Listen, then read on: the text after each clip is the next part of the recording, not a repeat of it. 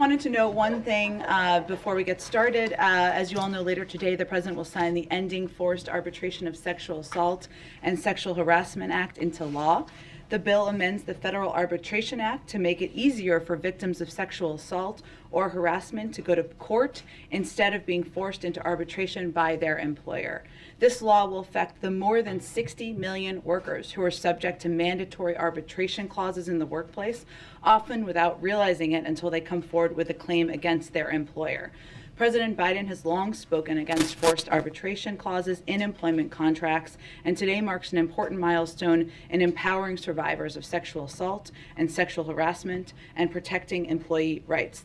The bill would not have been possible without bipartisan work, including from those members of Congress who will be in attendance today, Representatives Bustos and Representative Griffith and Senator Gillibrand and Senator Graham. Also wanted to note, it is Aisha Roscoe's last day in the briefing room seat before, yes. Thank you for all of your work. And she's going on, you've already announced this. I feel like I'm announcing news, but it's been announced, to host Weekend Edition for NPR as an NPR listener. I look forward to being in my sweatpants and coffee and listening to you this weekend. So congratulations and thank you for all of your work on behalf of the American people. With that, Colleen, why don't you kick us off? All right. So I wanted to ask about oil prices. Sure. They're already about $111 or so a barrel. Pelosi has come out also in support of banning Russian oil. So why keep the carve out? Especially when oil, with the argument that Putin is going to not benefit from oil. You know what I'm trying to say? Yes, I think I do know what you're trying to say. Well, our objective and the president's objective has been to maximize impact on President Putin and Russia while minimizing impact to us and our allies and partners. And I know you've heard me say this a few times before, but we don't have a strategic interest in reducing the global supply of energy.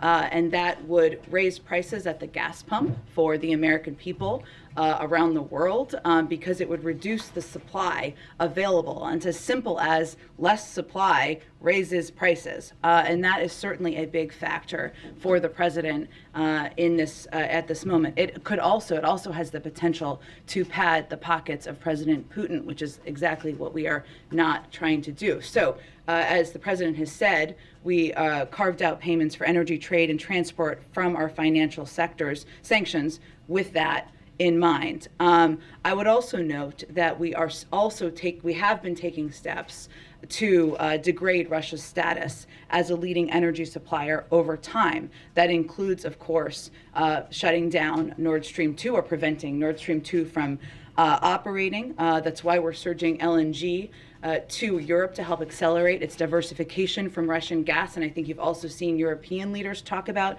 the need to reduce their reliance and to diversify. And we are continuing to look at other options we could take right now to cut U.S. consumption of Russian energy. I mean, for us, if you look at publicly available data, it's only about 10% of our imports. But again, reducing the supply out there would have an impact on prices and on prices at the gas pump. I guess the question is, if oil is already so expensive, isn't he already benefiting from an already costly price of oil? How does he stand to benefit if you continue to allow that? If it reduces further, it makes it more expensive. So I think we look at it through that prism. Go ahead. On the cost of this, I mean, the president has sort of braced American people for this, right? He said that defending democracy and liberty is never without a cost. So is it just that banning all Russian oil and gas imports, that's just a cost that he thinks is too much for the American people to bear? Well, I think there's two different pieces here. Banning banning Russian imports, right? Or what he has done is carved out payments for energy, trade, and transport from our financial sanctions. They're slightly two different things. And the president, volatility in the oil markets, as the president has been predicting, and as you referenced, he talked about in the speech he gave last week, is a direct result of the fact that President Putin invaded Ukraine, and that has created volatility. One of the big reason, of course, that the president announced the release of 30 million barrels from the Strategic Petroleum Reserve and the coordinated release is to address that and ensure we are doing what we can to put more in the marketplace. But again, his prism he looks at this through is how can we maximize impact on President Putin while minimizing it on the American people. And President Zelensky has called on Russia to be stripped of its ability to vote in the UN Security Council. Does the U.S. want Russia to be removed as a permanent member? We don't see that happening. We certainly understand they have a permanent seat on the Security Council. Of course, that is why it's so particularly disturbing that Russia, given its particular responsibility for upholding the UN Charter, is actively subverting the Charter and abusing its position. The fact is they have a permanent, we're really focused on isolating them, on isolating Russia and holding them accountable. And as you know, that's what we and our allies are focused on doing. Go ahead. President Zelensky is calling again for a no-fly zone over Ukraine. Is that something you're giving any thought to at all? Again, the reason why that has not been a step the president has been willing to take or we have been interested in taking is because a no-fly zone requires implementation. It would require essentially the U.S. military shooting down Russian planes and prompting a potential direct war with Russia, the exact step that we want to avoid. When the president of Finland visits tomorrow, does the president want to talk to him about joining NATO? Well, the president is looking forward to welcoming the president of Finland tomorrow to the White House to continue their conversations about enhancing our strong bilateral relations. I would note that they have spoken twice in the last few months, once on December 13th and again on January 18th. I would expect they will discuss the U.S.-Finnish defense relationship, which is very strong and in fact complements Finland's close partnership with NATO. Along with Sweden, Finland's status is as an enhanced opportunity partner for the alliance, which helps ensure strong defense and close security ties in the Baltic Sea region. But it remains for any country, up to that country and up to members of NATO to determine any path forward there. Lastly, Russia's been cracking down on independent media and dissent at home. What's your reaction to that? We have seen that and are deeply concerned. Let me give you some specific examples because as journalists yourself, I think you will hear it as quite jarring. One moment, sorry, I just want to find all the specifics in here. Thank you for your patience. One second. Okay.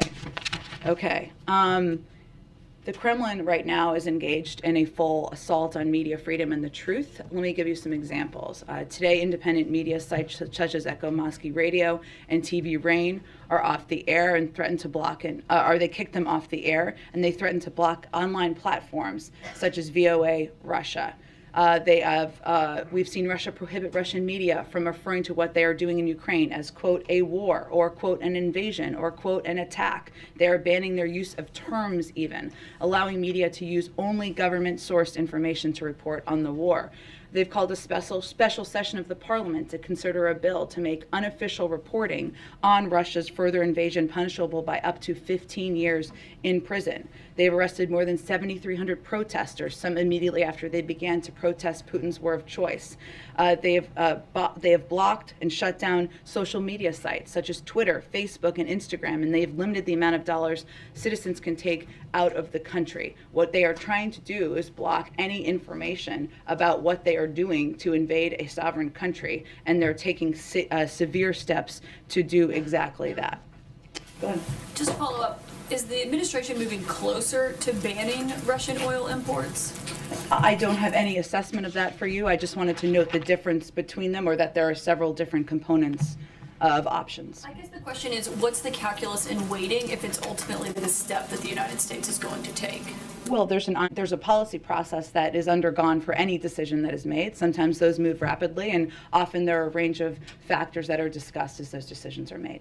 The Pentagon noted today that Russian convoy that's about 40 miles at least long is still stalled, largely, they believe. Yeah.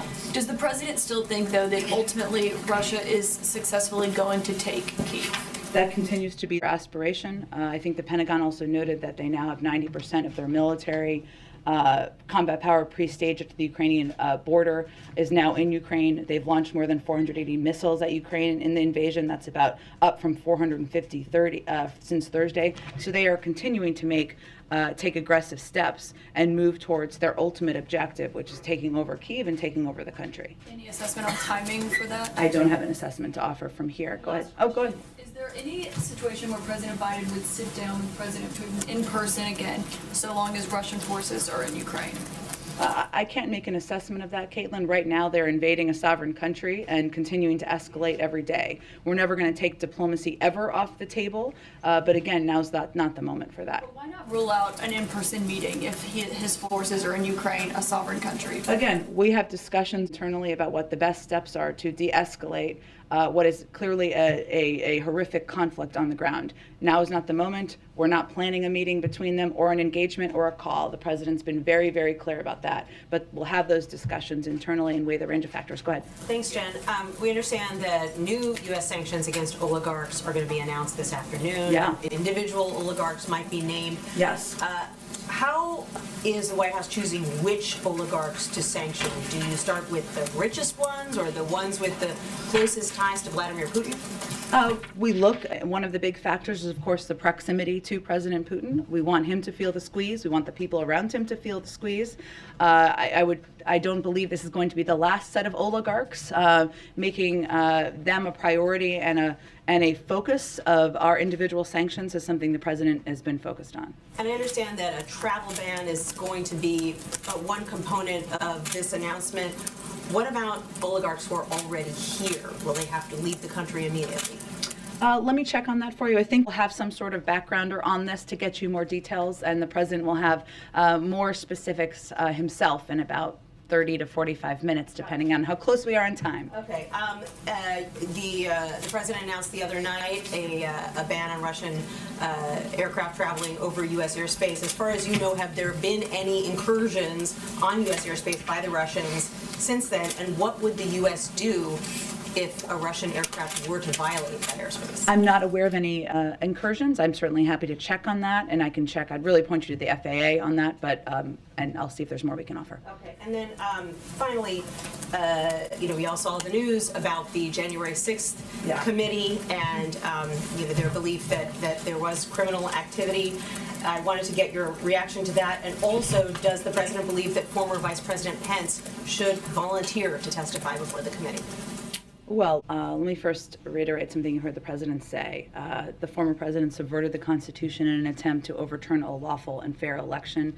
His actions represent a unique and existential threat to our democracy. And the president has been clear that these events warrant a full investigation. Part of this is what we're seeing play out and what you just mentioned and has been reported over the course of the morning. We, of course, respect the independence of the Department of Justice. That gives confidence to the American people. That's how it should always be. And they will make a decision about how to move from here. As it relates to Vice President Pence, I would say the president believes that anyone who is asked should participate in the process of getting to the bottom of what happened on January 6th. Go ahead. Thanks, Jen.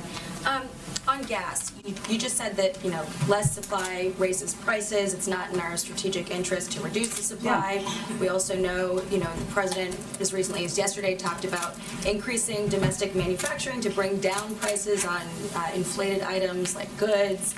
So why not apply the same logic to energy and increase domestic production here? Well, there are 9,000 approved oil leases that the oil companies are not tapping into currently, so I would ask them that question. Is there nothing that the administration can do to get those providers back to pre-pandemic levels? Do you think the oil companies don't have enough money to drill on the places that have been pre-approved? Just asking.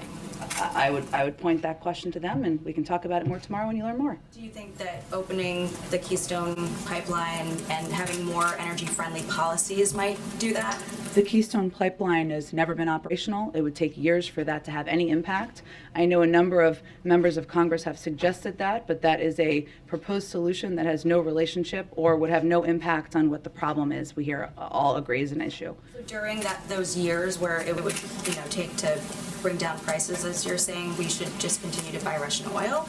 Well, again, Jackie, I think you're familiar with a number of steps we've taken, a historic release from the Strategic Petroleum Reserve. What we can, well, let me finish. What we can do over time, and what this is all a reminder of in the president's view, is our need to reduce our reliance on oil. The Europeans need to do that. We need to do that. If we do more to invest in clean energy, more to invest in other sources of energy, that's exactly what we can do to prevent this from happening in the future. We welcome any Republicans from joining us in that effort. Go ahead. As long as we're buying Russian oil, though, aren't we financing the war? Well, Jackie, again, it's only about 10% of what we're importing. I've not made any announcement about any decision on that front, but our objective here and our focus is making sure that any step we take maximizes the impact on President Putin and minimizes it on the American people. And anyone who's calling for an end to the carve-out should be clear that that would raise prices. Go ahead. Thanks, Jen. On the oligarch sanctions, I know they haven't even been announced yet. Yeah. I'm wondering if you could tell us, like, if there are criteria that you've laid out for them to eventually get unsanctioned. So the idea being that you would incentivize them to pressure Vladimir Putin to end the war by laying out certain criteria that would eventually get them unsanctioned. That's an interesting question. I mean, now obviously we're in the middle of an invasion, so I don't think now is the moment where we are giving anybody that sort of an off-ramp, but I can certainly check if there's more that we have conveyed to them. What about the broader universal sanctions? I mean, same answer, that there's no real criteria being laid out of like what steps the Kremlin needs to take for them to get unsanctioned. I mean, I think right in this moment, they're marching toward Kyiv with a convoy and continuing to take reportedly barbaric steps against the people of Ukraine. So no, now is not the moment where we are offering options for reducing sanctions. And then one more on the domestic front. The Senator Manchin had laid out something of a counteroffer to what the president had described during the State of the Union on his domestic agenda. It was involving deficit reduction, tax reform, and drug price cuts and some climate provisions. Have you heard from him about his ideas, or is there communication, and what did the White House think of that proposal from Senator Manchin? There have been ongoing communications with every member of the Senate, Democratic Senate, and many, many, many Republicans. I'm not going to detail those from here. The president has conveyed that he sees a lot of components where there should be broad agreement on in what he has proposed. And he talked about them the other night. Some of them is the ability to negotiate the cost of prescription drugs. Everybody thinks the cost of prescription drugs should be lower. The president certainly believes in taking steps to reduce the deficit. This government, we reduced the deficit over the course of last year. That's something he already has a record of doing, and obviously taking steps to make the tax system more fair is something he believes in. But there are a lot of components that there's a lot of passion behind on Capitol Hill, and there need to just be continued conversations about that. Go ahead. I want to ask you about the supplementing emergency funding request that sent up to the Hill this morning. About a third of it would go toward medical countermeasures, the antivirals the president talked about in the State of the Union, the antibodies. Do you see us getting to a point where the availability of these treatments might mean that vaccine requirements are neither necessary nor justifiable? I don't think I can make a prediction of that at this point in time. I mean, the vaccine is still the best and most effective way, and the doctors will say this, right, to protect people from hospitalization and death. The pills are certainly an important development, scientific development, but the best step anyone can take continues to be to get vaccinated. A quick question follow-up to Jordan's here about the Manchin's proposal to Build Back Better. The Manchin says is dead. Is the transformation formalized here? Is it no longer Build Back Better, now Building a Better America? That is formal. But no one cares about the name in the American public. They care about what's in it and what it's going to do. And so that's what we're most focused on. Go ahead. Jen, thank you. I have a couple. I'm going to try one more on the potential oil ban. Yep. It feels like because you now have Republicans and Democrats calling on the administration to ban oil from Russia, as you've laid out, there are a range of different options under consideration. What would the administration need to see in order to make a final decision? Need to see how. Tell me more. Happening on the ground. What would need to happen in order to prompt a final decision on an oil ban? I don't know that we look at it exactly through that prism. Obviously, we have not held back in taking significant historic steps that are crippling the Russian economy right now. I think there's no question about that, and the president has led the world in doing exactly that. But what factor we're looking at here is the impact on the gas pump for Americans. And reduction of supply in the marketplace, a reduction of global supply would have an impact on raising prices. So that's the prism we look at it through. There are some interim steps that could be taken instead of a full outright ban that would potentially mitigate the costs on gas prices. Is there a sense that this is at a tipping point and that some of those interim options? We are continuing, Kristen, to look at other options. We could take right now to cut U.S. consumption of Russian energy, but in the context of maintaining a steady global supply of energy. So that's what we're trying to balance. Okay, let me ask you, is there any discussion about sharing U.S. intelligence with the Ukrainians about what is happening on the ground in real time? We have been sharing it real time. You have. Okay.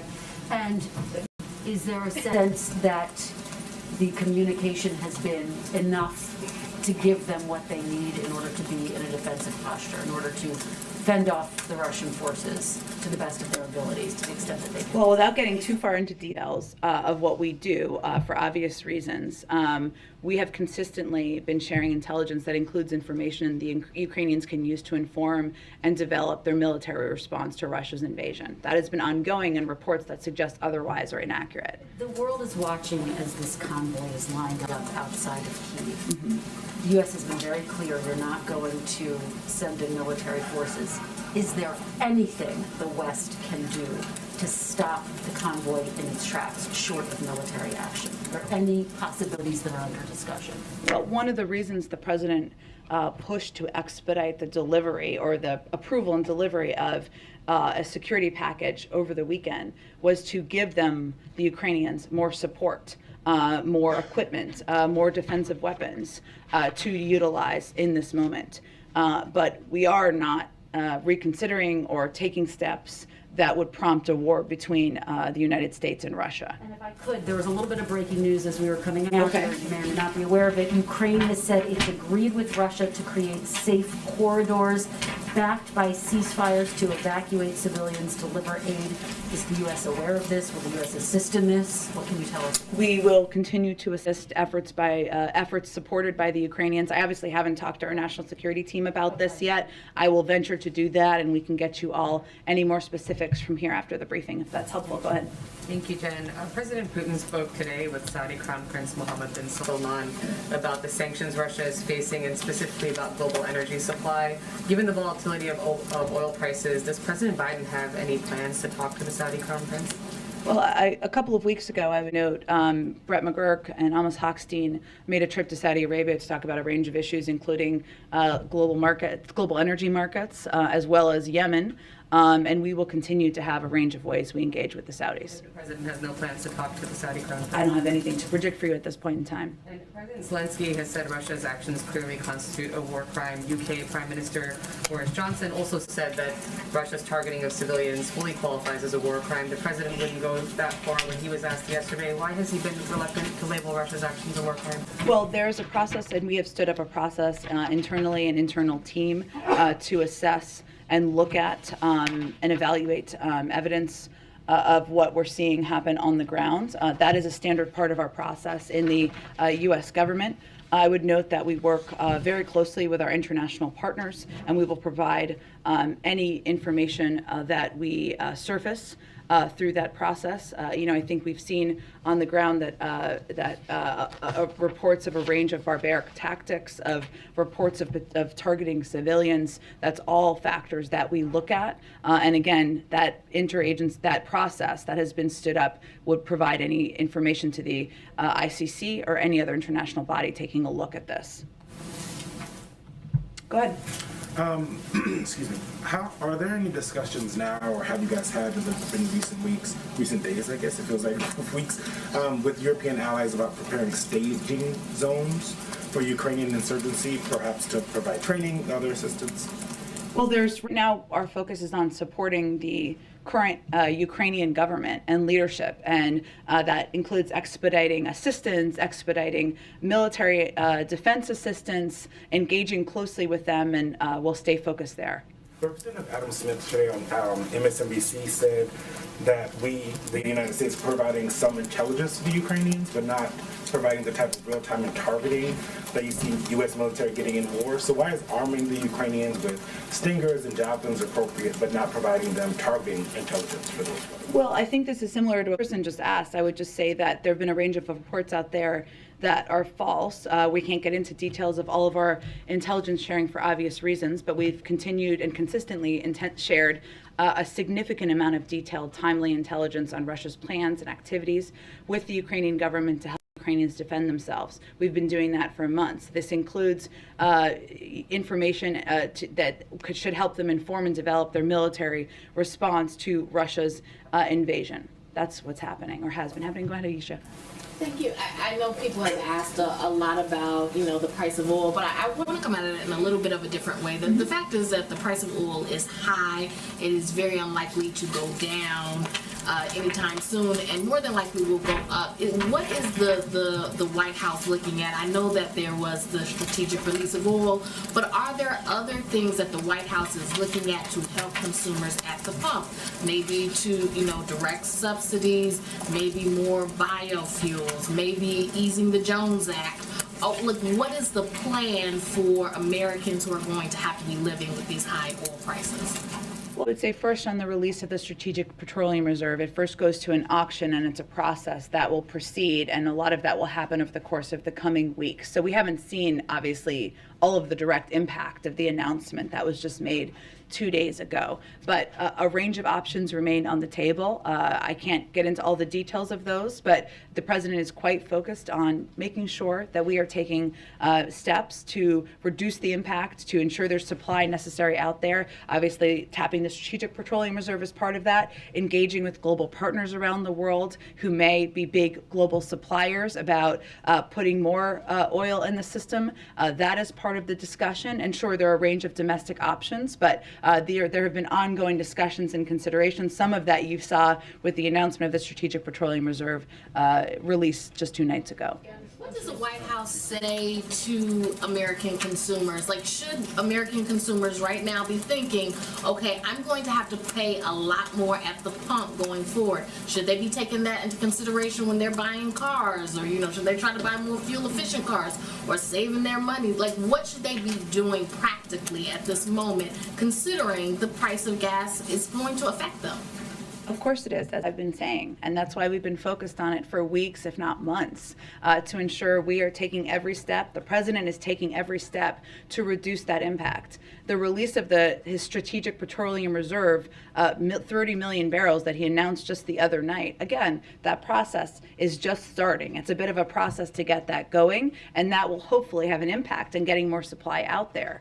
But we would say directly to consumers, the president is going to do everything we can to reduce the impact, to make sure that we are working with our partners around the world to address the volatility in the global oil markets, to consider a range of options that he can continue to take to reduce the impact that they're feeling at the pump. And this has been front and center on his mind since the beginning of this conflict.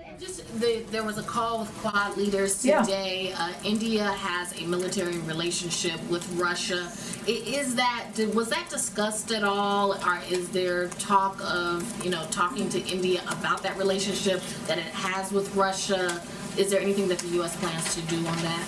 Well, what I can tell you about the call, and we'll have a more comprehensive readout soon if it's not already out, is that the president felt it was a constructive conversation. He asked members, he suggested, or they all discussed, I should say, having members of their national security team follow up from there. But I'm not going to get into more details about the conversation beyond that. Go ahead. Thanks, Jen. Pivoting to the Supreme Court. Yeah. Can you respond to some of the criticisms that Senate Minority Leader Mitch McConnell laid out about Ketanji Brown Jackson? I think he said that she won't shun court packing and that she's only had 2 opinions on the D.C. Circuit level. Sure.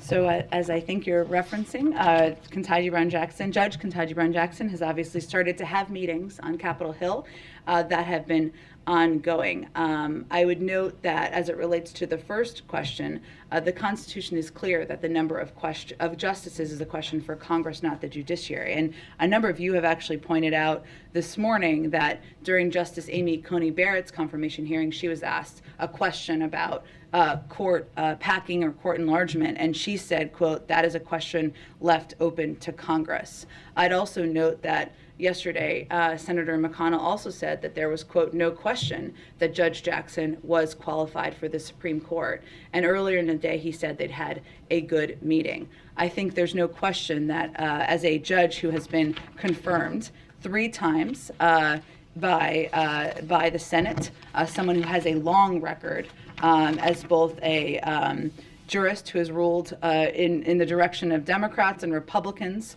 that she is someone who is eminently qualified for this job, which is why the president nominated her. One more on the State of the Union. Yeah. The president repudiated the phrase defund the police, and I wonder if you can talk a little bit about the genesis of that line in the speech. Was it about rising crime in American cities or Republican attacks? And there's also been criticism, that he did not talk about police accountability more in the State of the Union. I wonder if you can respond to that as well. Sure. Well, on the first part of the question, that's been the president's view for decades. He's never been a supporter of defunding the police. He made that clear on the campaign. There has been attempts to mischaracterize his position and the position of, frankly, a number of his Democratic colleagues. And yes, it is true that in the State of the Union, the president felt it was important to speak to safe communities, the steps that he would continue to support to ensure there was funding for local police departments. But that has been his position for decades. It was simply a restatement of that. On the second part of your question, I would say that the president has been clear many times that he believes that we need to continue to ensure police departments have the funding they need, that there are strong relationships and partnerships built with communities, but that there also needs to be steps that are taken to ensure there are accountability measures put in place. He was a strong supporter of the bipartisan discussion about police reform that unfortunately stalled, but remains, a consideration of an executive order remains under consideration. I would also note that there are a number of steps that the Department of Justice has taken, banning chokeholds, et cetera, at the federal level that the president is proud that has happened in his administration. Go ahead. Jen, I wanted to return to this question of finding off-ramps for Putin that we discussed. So from your many years in the State Department in a situation like this, that's the first thing that diplomats begin to try to think about. You need something face-saving if you were going to get him to reduce the amount of violence and going into Ukraine. What kind of ideas are you kicking around here that might provide a way for him to find a more graceful way out of this before you've got the kind of large-scale civilian casualties you're clearly worried about?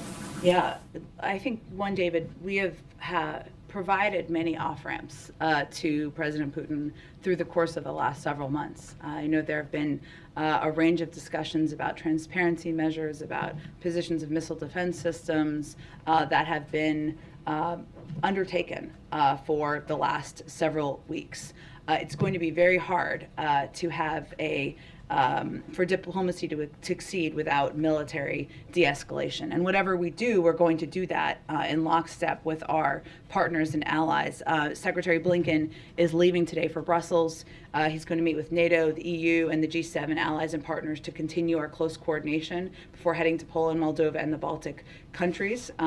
But again, our effort and our focus right now is continue to work with our allies and partners to implement these sanctions, put the pressure on, and leave the door open to diplomacy, of course. But it's difficult to do that in the middle of a war. So if there is de-escalation, if you could get a ceasefire, for example, in before Kiev turned into more of a ruin, is the administration willing to then suspend some of the sanctions that they recently announced? I'm not going to lay out conditions from here. I think those are conversations, the range of conversations, if there are de-escalatory steps that we would have with our European partners. And obviously, Secretary Blinken will be playing a front and center role in doing exactly that. One last one for you. President Zelensky, in a news conference he gave a few hours ago, said that the West should recognize that where Putin is headed toward, he said, was Berlin. I mean, his point being that he wanted to take this war beyond Ukraine. Is that the administration's current assessment based on what Putin has said in public, in his conversations with Macron, with the president, and so forth? I think we all watched the speech, which now feels like it was a year ago, but was only last week, where he made clear he had broad ambitions of what he wanted to achieve. It is also true, though, that NATO has never been more unified, thanks in part to President Putin's aggression. And there are a range of countries that are exactly in that region who are NATO partners and allies. And President Putin would have to make a decision to go into a country where there is a NATO alliance, where there's Article 5 obligations, should he decide he wants to proceed beyond. So I don't have a new assessment from here other than... If you go to Moldova or Georgia, they're not NATO members. Certainly, I understand that. But, again, David, I don't have a new assessment to offer. But we are also closely watching, of course, what President Putin does and is doing since he delivered that speech last week. But I don't have anything new beyond what he has himself said publicly. Go ahead. Pivoting back to the President's State of the Union speech, on Tuesday he said that he wants to secure our border and fix the immigration system. That's a bit of a shift from last year's speech to Congress, where he spoke more about trying to find the root causes of why people are migrating. Why was there this sort of shift in messaging, kind of focusing on securing the border? And is that a new priority, or have priorities changed on immigration for the administration? No, I would say first the bill that the president proposed on his first day in office included smarter security and border protections, and also included a more humane path for migrants entering the country. Both of those remain priorities for the president. He believes that the immigration system is broken. It's long overdue to fix it.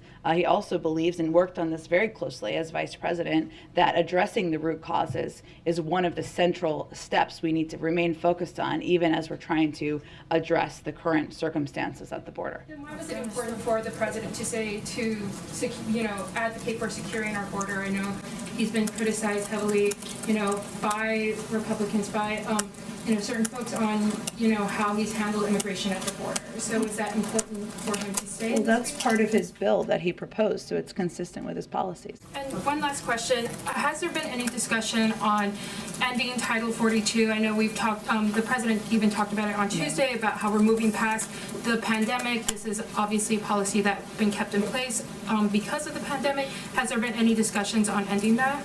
Well, that is a decision for the CDC to make. I believe Dr. Walensky said yesterday that she's reviewing that decision. So I can't get ahead of any decision she makes, but she is looking at that, and that's an assessment they make from the CDC. Go ahead, Karen. Thanks, Jen. Back to the oligarchs and the sanctions. You had said earlier that you want Putin to feel the squeeze and the people around him to feel the squeeze. How does the administration feel that these sanctions could actually change his behavior and result in de-escalation? What evidence is there that the sanctions like this would work for what you want to achieve right now? Well, it's a factor. It's not the only factor, right? But what we're talking about here is seizing their assets, seizing their yachts, and making it harder for them to send, their children to colleges and universities in the West. These are significant steps that will impact the people who are closely around President Putin. It's not the only step we're taking. Obviously, the financial sanctions and the steps we've taken have crippled the financial sector so much in Russia that they've kept the stock market closed for a couple of days. So it's just an effort to get close to the people around President Putin. Canada announced a new program to expedite refugee arrivals and says there's no limit on how many can apply. Is there a conversation in the administration about raising the refugee cap to accommodate Ukrainians that would want to come here? I have to check and see if the cap would actually need to be raised. We have said that we continue to be open to receiving refugees, of course, that what our focus is on, given the vast majority of them have expressed an interest in going to European countries and neighboring countries, is being the largest provider of humanitarian assistance in the world, something that we increased over the course of the last several days, and Samantha Power made an announcement about that, and continuing to provide assistance that way. But we remain open as well. I think it's just, again, important to note what the preferences of the vast majority of the refugees who are leaving Ukraine. Go ahead. Oh, we got to wrap up in a second, but go ahead. Yeah, President Zelensky earlier said, calling for a no-fly zone again, said, if you don't have the strength to close the sky, then give me planes. Is the United States open to sending more air support to Ukraine?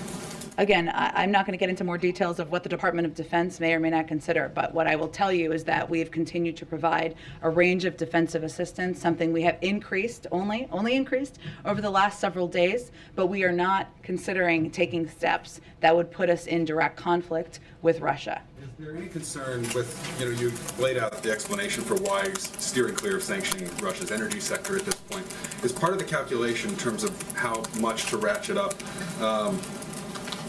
worrying that Putin will at some point determine that the U.S. has already joined the conflict everywhere but the battlefield and will retaliate? Is that a factor in the administration's decision-making in terms of how far to go, or is that already? I'm not sure I understand the question. Well, the sense that Putin may retaliate against the United States, whether through cyber attack, some other measure, is trying to avoid that and trying to maybe not go past a certain line potentially. Is that something that I would say that the sanctions, the financial sanctions that we have issued, are on par with what we have done to Iran. They are significant, they are historic, and they are crippling the sector. So I don't think we have held back in any capacity, aside from making sure we're prioritizing the impact on the American people. So no, I would not say that's how we view it. Okay, everyone, I'm sorry. I'm sorry, guys. We'll do this again tomorrow, and we'll be here. Thanks, everyone. Okay, I forgot I don't have a mask. I look.